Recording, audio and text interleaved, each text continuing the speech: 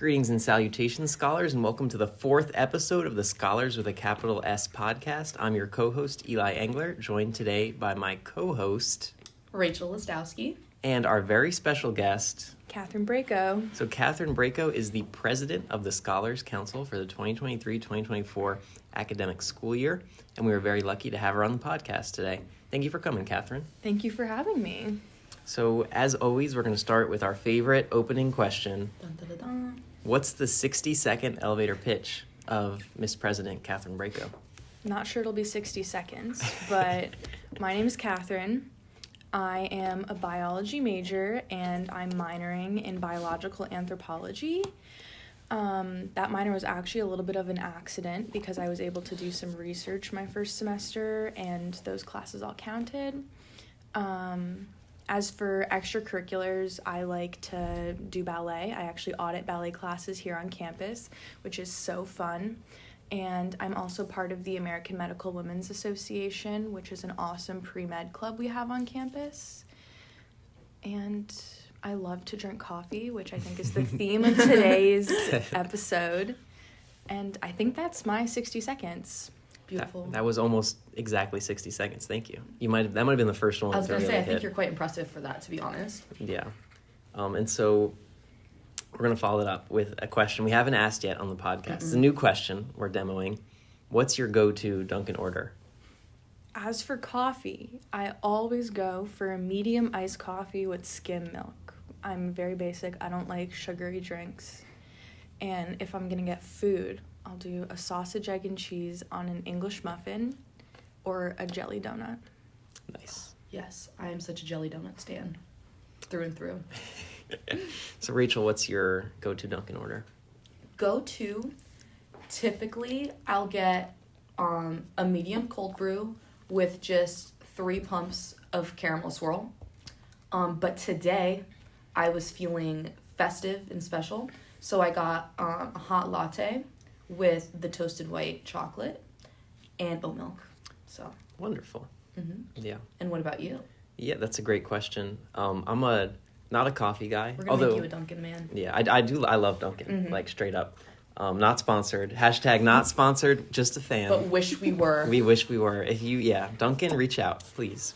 So I'm not like a coffee guy, and then I don't drink caffeine, but I do like the taste of coffee. Mm-hmm. So I would drink like a decaf latte, but usually I go for a hot chocolate. Today I went for the peppermint mocha syrup in my hot chocolate, and it is quite good, I must say. It's like a secret little menu item they don't advertise, but yeah. So, and the donut, I love donuts. The Boston cream is my favorite. Mm-hmm. Classic. Yeah. Very solid answer, Thank Elijah. you. I appreciate that.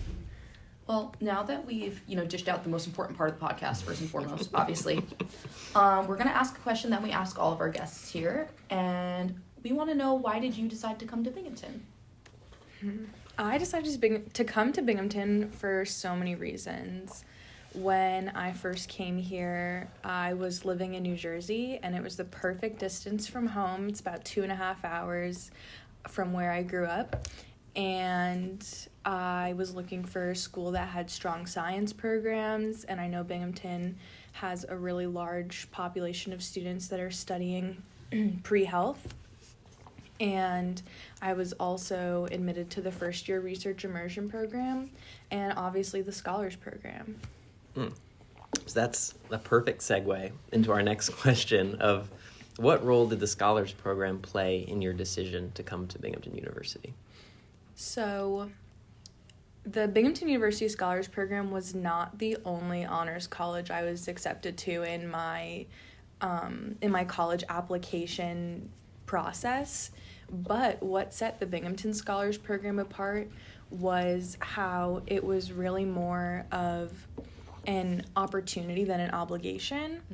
And, I've seen the opportunity to take a whole bunch of classes that I otherwise wouldn't have been able to take. My favorite one was Ghosts in American Culture with Libby Tucker, shout out. And I really appreciated that it was more of a community than your typical honors college. Yeah, definitely. And I think Rachel and I both experienced that as well. And when we were looking at different honors programs and colleges and whatnot, the whole game, the Binghamton Scholars Program really stood out because of the opportunities that it offered, besides just being like an extra thing that you have to do. No, it definitely felt like it would add to the experience rather than like provide another layer of stress, which you already have enough of coming into college. So my next question would be, what exactly, when you came here as a freshman, you start in the Scholars Program, what motivated you to decide to become so involved? Because I feel like you've been heavily involved all 4 years that you've been here. Yeah. I've definitely been really involved, and that's something that I've done in pretty much everything I've been involved with my entire life. That's a good sentence there. I was part of the National Honor Society. I was president of that at my high school, and I just kind of really wanted to take on a leadership role in something, and the Scholars Program was an amazing opportunity to kind of almost work my way through the ranks to get to a leadership position, the position I'm in now. And I really like the fact that being a mentor and then on council, that Katherine and Professor Steve, they know my name and they know who I am, and it's just so many amazing opportunities, and I feel like you just become so much more a part of the program. Yeah, and that's definitely like a moment, that first time when like Professor Steve like says your name, it's like, oh my God, he knows who I am. He knows Exactly, my name. Like exactly. that's crazy. And yeah, so we're going to drop a little lore here on the podcast. So I was a mentor last year. You were the vice president of mentorship. I was. 2 years ago. Or last year. So you were mentored 2 years ago. So tell us a little bit about being a mentor and what that experience was like for you. So being a mentor was an interesting experience because it was a little bit of a funky time in everybody's college experiences. I didn't really have a normal first year experience. So it was kind of me and all of the other mentors trying to figure out how to do quote unquote normal college along with all of the first year students that were our mentees. And if I'm not mistaken, that class of first year students was the largest class we've had. So we had really big mentor groups. And I definitely think that it was a learning curve for everybody, but it was awesome. People were so willing to get back into everything after being so isolated for like a year and a half, 2 years, that we really saw a lot of people wanting to be engaged, and Pun intended, be engaged. And all the mentors really did work together a lot, and it really just kind of made my whole scholars living community experience a little bit better for my second year. That's good. Are there any events in particular that like stand out to you as being, oh, that was a really good event, I'm glad that I hosted that one? So it actually wasn't even an event that I hosted. It was Derek, who I believe was on 2 podcast episodes Yeah, the ago. second, our first ever guest. Yeah. Yes. He hosted a blind date with a book event. Yes, He mentioned yes. this event as well. And I feel like that event had the biggest turnout out of all of the mentor events. Like, I mean, I had some good events, but I didn't have turnout anywhere near as good as that event. I even went to that event as like an attendee. And I know it wasn't mine, but I think it takes the cake for the best event of that year. Wow, yeah, that's funny that it's come up twice now. I know. I think So- they actually might be doing I think a similar There- event yeah, like there's- right now, days, correct? yeah. See? Yeah. Well, by the Derek's time impact. this podcast has come out, that event will have happened. Mm-hmm. It's crazy. There you go. Yeah. And so, Katherine, when I first really got to know you, it was when you were in your position as VP of mentorship. You stepped up the ladder. And so that's a very unique position on council, I think. The election's a little different, and you're kind of like in charge of a very important aspect of the program in a really large way. So I kind of wanted to know, what was that experience like? So that experience was awesome, and I think a big piece of it is that the VP of mentorship had to have been a mentor the previous year, so your applicant pool is already down from 100+ students to maybe 12. Yeah. And I applied for the position. I was voted into the position, and basically it was kind of like a little baby position of what I'm doing now. I would have weekly meetings with all of the mentors and touch base with them, offer advice, a little bit of guidance, and we did do a couple big events that I was a little bit more involved with planning. Every year we do Scholar Ween, which is so fun. We normally book a lecture hall, and everybody comes dressed in their costumes. You have costume contests. And for 2 years, actually, I played a really big part in the planning of Scholars Thanksgiving. So I was one of the mentors in charge of Scholars Thanksgiving. And then last year, I gave a really big helping hand to the mentors that were planning Scholars Thanksgiving, meeting with the chef and setting up the event. So that was probably a really awesome experience. I mean, I enjoyed it a lot, the event planning. I've been helping a little bit this year, just kind of offering my words of wisdom, but it's been nice not to have the stress of planning a 200-person event. Yeah, I can imagine. Yeah. So obviously, you were the VP of Mentorship last year. This year, you're the President of Scholars Council. Some say there's a pipeline from those two positions. The last 3 presidents, including you, have all been the VP of Mentorship as well. So what was the transition like between those two positions, and how do you feel as the president of Scholars Council? I think that the transition was certainly an easy one because I had already been in the capacity of a leader hosting meetings and managing a team of other scholars leaders. And basically all I had to do was step it up from a bunch of mentors performing the same tasks to a bunch of council members that all have different responsibilities. And I certainly like that the diversity of events is so much greater with council. We find that council do a lot of academic events, and we have a bunch of cultural events that happen. That's something that you don't see so much in the mentor events. A lot of those are really more for fun and community building, and being able to provide a little bit more, a diverse amount of advice rather than just, you can go get food at Wegmans. We always urge the mentors to pick up their food at Wegmans. Also not an ad, just a fan. We love Wegmans. Fan. We would love it if it was an ad, though. Yeah, actually, I used to work at Wegmans, too, so I got some connections. Make some phone calls. But yeah, being president of the Scholars Council has really been, I feel like, it was a good step, the next step in the ladder in terms of my responsibilities. And the transition was pretty easy. That's good. I'm glad to hear that. It wasn't too stressful, hopefully. And but the next transition is you to president of Binghamton, right? I don't know if President Stanger is willing to give up his role quite yet. I also am not sure I want all of that responsibility. It was a lot. He's a busy man. We'll give it to Eli. In a couple years, we'll check back. I'll get my PhD first. I'll come back here. I'll still be hosting this podcast, and you'll be on as a guest, Eli, president of Binghamton University. I would love that, yeah. I do want to say, though, this year's council has been so active.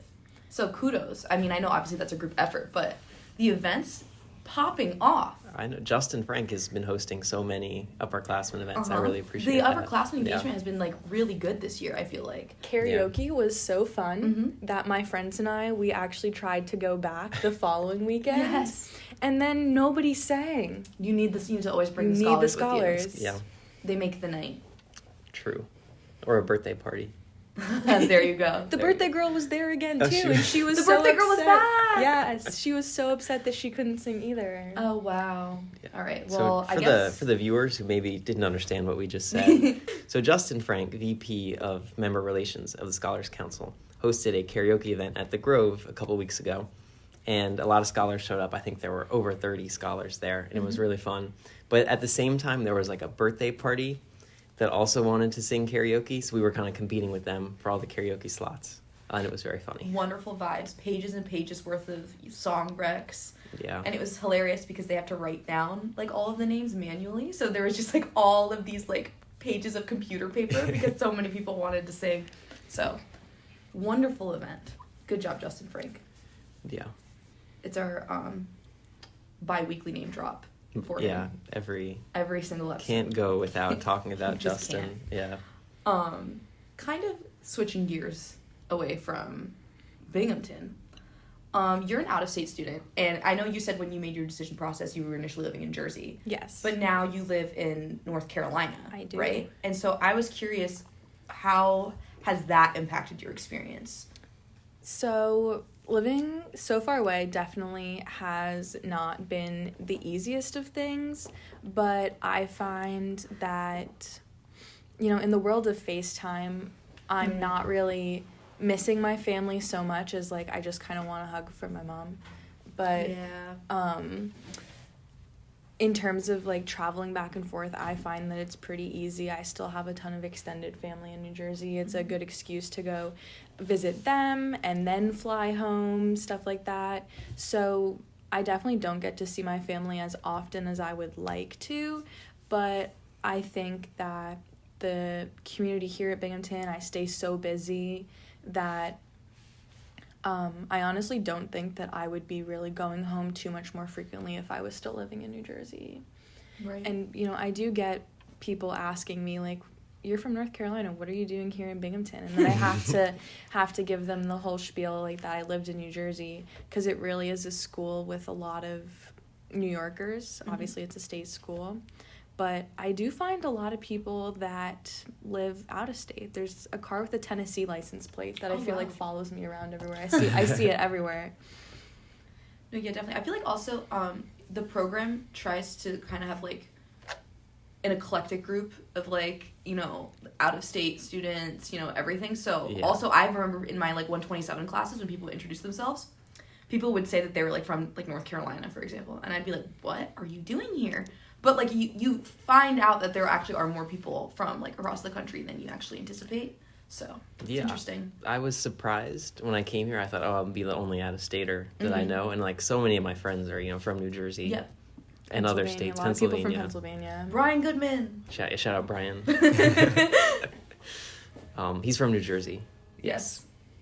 Katherine, you joined Binghamton a year before Rachel and I did. And when Rachel and I got here, COVID restrictions were pretty lax. It was really just masking. Yeah. Like, classes were in person, activities were in person. Your first year, I believe, was pretty different than that. And so how do you think COVID has impacted your experience both as a scholar and just as a Binghamton University student? So, COVID was definitely an interesting time here. I decided to come to campus. I know a lot of people chose to stay home for that first semester because most of the classes were online anyways, and they allowed people to do a hybrid option. I chose to come to campus because I really wanted the, like, full college experience. And it was definitely kind of rough at times when the COVID numbers would go up. All of the restrictions would kind of buckle down a little bit more, and it would be my roommate and we really wouldn't see too many other people. We would walk to C4 and bring our food back. We would go to class on our computers, sitting back to back at our desks. And I definitely think that it was an experience that made me a lot closer to her. Like, we were forced to get along because we were with each other all the time, and we became really good friends from spending so much time together. And then I know some people might take it as a bad thing, but I think it was really a good, like, soft launch into college, that I didn't go straight from high school to all of a sudden managing a full college schedule and running around on campus, which is really not, I make it sound bad, but it's really not bad. But I think it was a good way to transition into organizing myself as a college student without so many of the, like, extracurricular stressors that a lot of people take on, which, I mean, I think it's important to immerse yourself, and they really aren't stressors, but it was, I call it my soft launch to college. I like that. I think that's a really cool perspective that I haven't heard before, of, like, yeah, like taking what a lot of people could see as like a bad situation and turning it into a positive in your mind. So I applaud that. Yeah, there was certainly a lot of hand-holding by the university because the rules were new for everybody. Right. Mm-hmm. Very presidential response. Yeah. You have the voice of a politician here, I can tell. I have in the no best desire sense. to be a politician. No, thank you. Well, going back to that wiseness of our Madam President here, Mm-hmm. You're a senior now. You've had 4 years in the program. So we just want to know, how do you think the Scholars Program has impacted your personal growth, looking back in retrospect?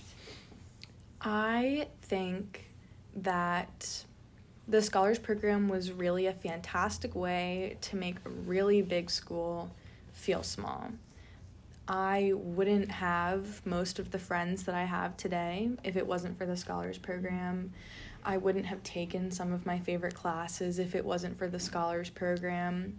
And I really think that it allowed me to step outside of the box that I would have otherwise stayed in as a student here. I've been able to not only do some wonderful academic things, but the leadership is really what I think is the biggest piece of personal growth that I've reaped from the Scholars Program.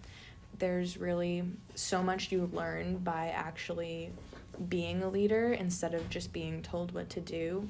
And I think that starting as a mentor and working my way up was a really good way to, in a low impact way, increase my leadership skills, my communication skills, my organization, picking up responsibility and balancing everything, because it really is what real life is going to look like. Mm-hmm. And I think that it's really set me up to hopefully be a leader in my career eventually. Well, that was a really thoughtful beautiful answer. Thank you. Yeah, I hope the younger even older people, whoever is listening, really takes that advice. But kind of on that same note, you've been dodging around this quite. You haven't really said it yet. Like, what is your plan post-graduation? Actually, just last week, I decided I'll be attending the University of North Carolina at Chapel Hill's School of Pharmacy. Woo! Let's go, Catherine! We should have had, like, the hats, and then you pick, like the decision day. I haven't even gotten all my decisions yet because the admissions process is a little different than college admissions. But I'm super excited. It's going to be an awesome experience. I know already from the people I've talked to that I'm going to make some amazing friends, and that there's really going to be a lot of opportunities that come out of that program as well. Awesome. What got you interested in pharmacy in the first place? So I've always wanted to work in healthcare, and I originally thought that I wanted to be a doctor.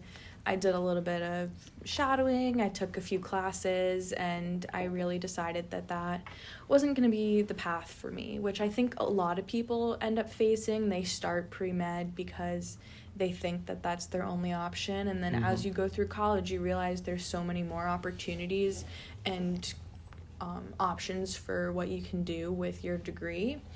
And I think I really like pharmacy for the diversity of careers that I can have. I can work with patients all day, every day if I want to. I can work in industry and sit in board meetings all day. I can really do whatever I want. And because I don't really know what I want to do after pharmacy school, I really like the fact that I don't have to choose yet, and that I know that whatever I do, I will be happy. That's good. And you know what? At the end of the day, you're still going to be Dr. Braico. Exactly. Yes. That's what matters. That just rolls off the tongue so nice. Okay. Now, this is everyone's favorite and least favorite question. True. But quite important, because honestly, from this question, we've had some developments in the office because of our answers, okay? So if you could change one thing about the Scholars Program, what would it be? I think that my change would also probably be about the coursework, about having more, hands-on classes. I feel like it's so easy to get so bored going and sitting in classrooms all day. And even if the topics of your classes are all different, sometimes you just want to engage and move. I'm very much a learn by doing type person.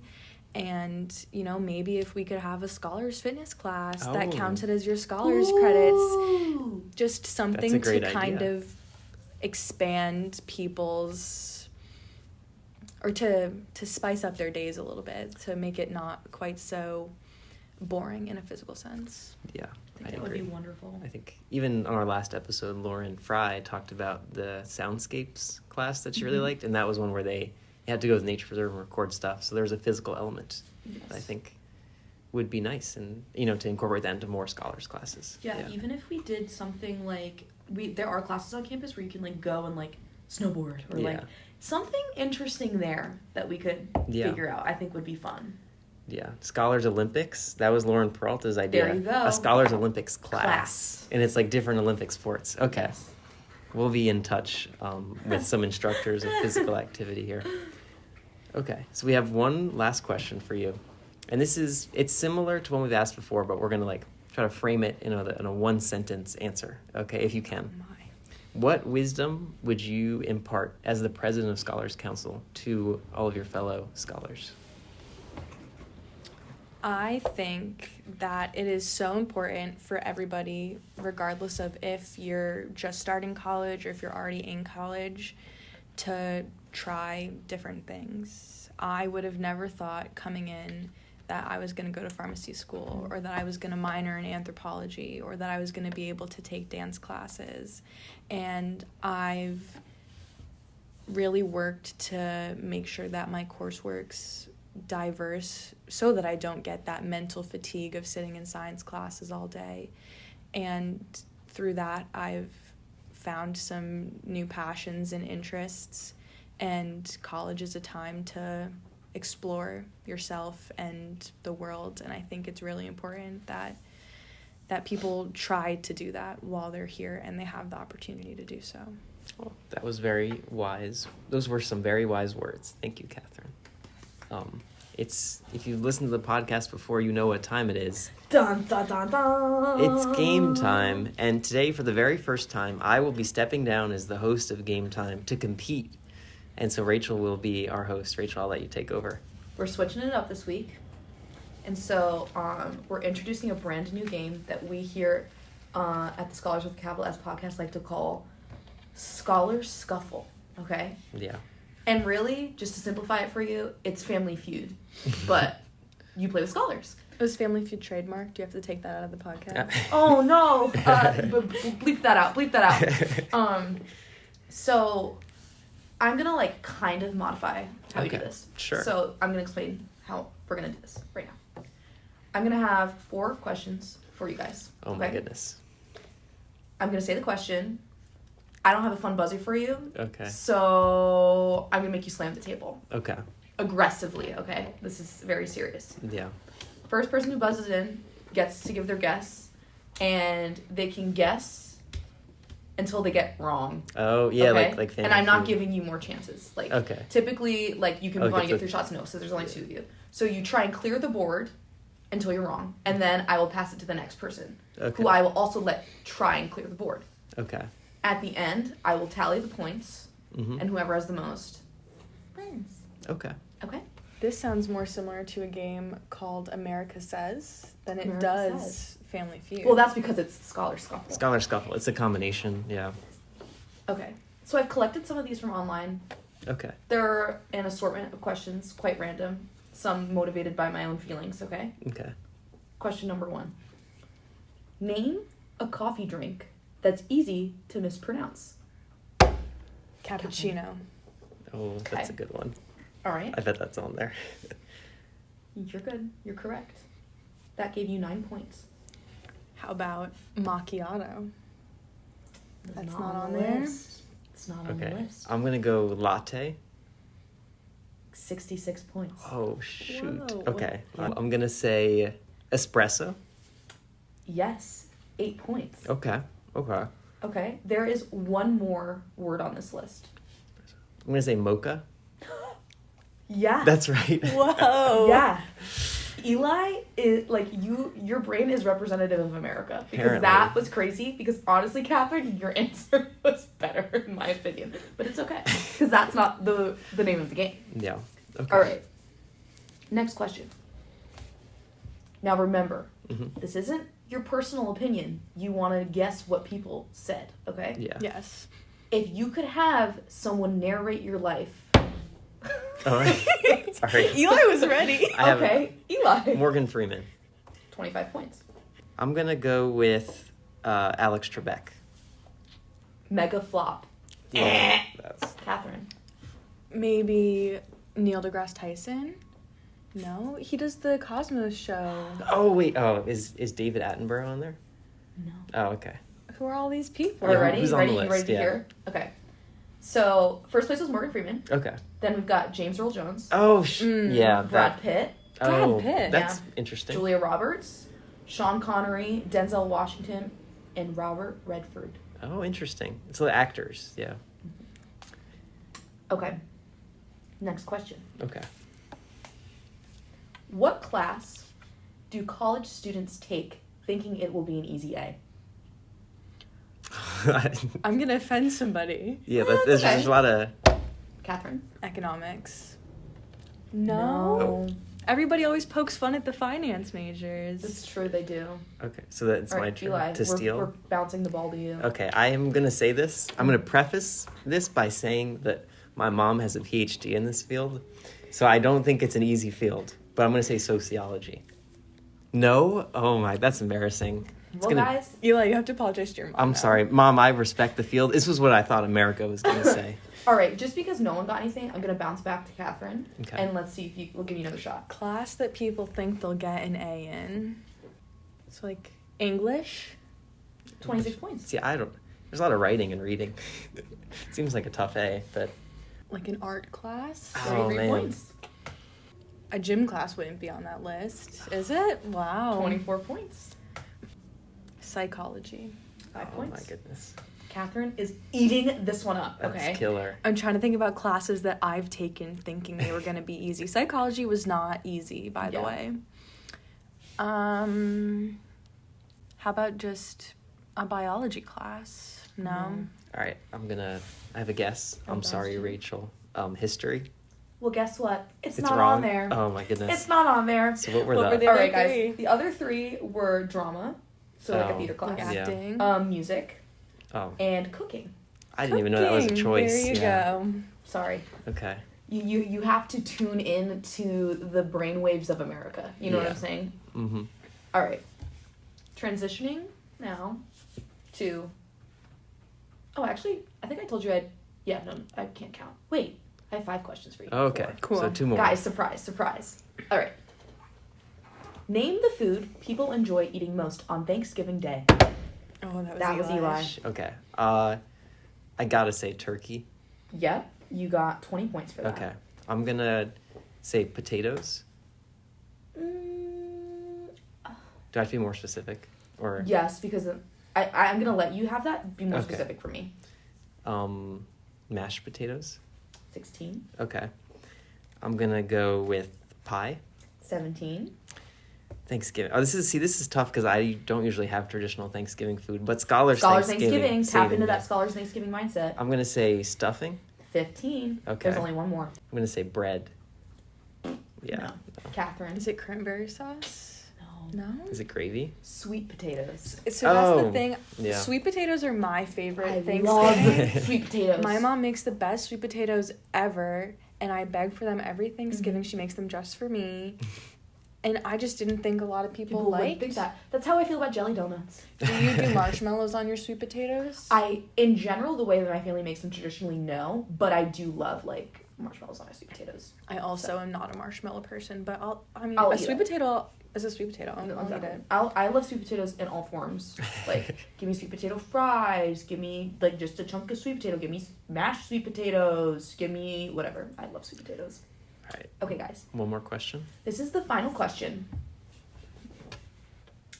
And this is my favorite question. Okay. Name something associated with vampires. That was Eli. Okay. Eli. I'm gonna say blood. 29. I'm gonna say teeth. I'm not giving it to you. Fangs. No, too late. Wait, okay, fangs are teeth. They didn't slash it. I think on Real Family Feud they'd have given that to me. No, because in Real Family Feud they tell you that it's not teeth. They are teeth. They're a not form teeth. of teeth. They're special teeth. It's not teeth. Brutal. I'm sorry. Catherine, I'm bouncing it to you. So we have blood and fangs, garlic, Yep. Oh man. like coffins. I thought they sleep in coffins. I was thinking that's a good That's answer. real. Good That's answer. real. Good answer. What else was up there? All right. Like Twilight. First one was Twilight. No. It was Twilight for 33 points. We had Bat, Cape, Dracula, Fangs, Dracula. and Halloween. Oh yeah. Halloween, obviously. That's- I think teeth should have counted, but it's okay. I also think teeth should have counted, but Do we want me to count it? No, it's fine. We can make a group consensus. is it it's gonna too be? late. Is it gonna be a It's deal 4 breaker? points. Oh, Give I them don't the think 4 I don't points. think that I'll give matters. you the 4 Yeah. points. I'll give them to you. But what really kills is that I could have kept going, you know? That's where it kills me, yeah. But we'll see. We'll You tally know- up the scores. You know, I think it'll be okay. All right, guys, ready? There is a very interesting, like, even number between the two of your points. Okay. Ready for that? Yeah. So, Catherine came in with a grand total of 116 points. Mm-hmm. Elijah came in with a grand total of 216. I got Ooh. smoked. Wow. Yay. Elijah, those fangs did not matter. The things didn't matter. But it did give us a perfect 100 difference between the two of you. Yeah. So, congratulations, Eli, for Thank winning you. Rachel's Thank you. first hosting of Scholar Scuffle. I appreciate it. I had a wonderful time. And honestly, you guys can't see here the look on Eli's face that whole time. Is that what I look like when I play? Because it was intense. Like, it was intense. The hosts of the Scholars of the Capital S podcast do not mess around with game time. Yeah. So to all of our guests, watch out. Okay. Yeah, we bring you on the podcast just to try and beat you at games. But still, I think Rachel is supreme game time host. For now. Right now. We're going to get a whiteboard and we'll start. We should just leave it up here in this office. Yeah. But thank you, everyone, for listening. Catherine, thank you so much for coming, Madam President. Thank you for having It was me. a wonderful time. And everyone, please remember that it is Scholars with a capital S.